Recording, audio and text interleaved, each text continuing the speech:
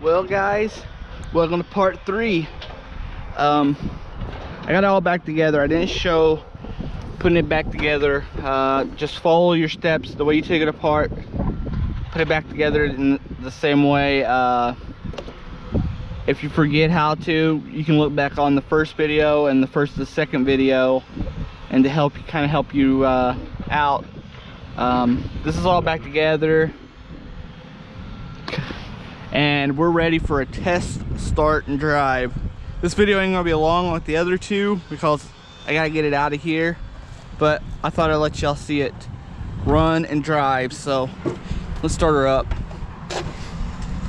Like you see, it has 902 hours on this engine.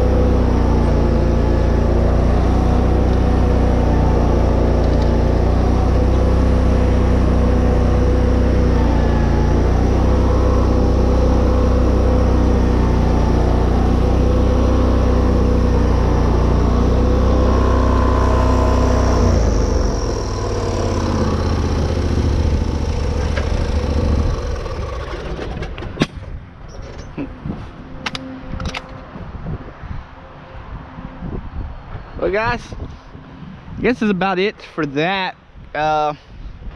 Runs good. More recommend an oil change to the guy. He's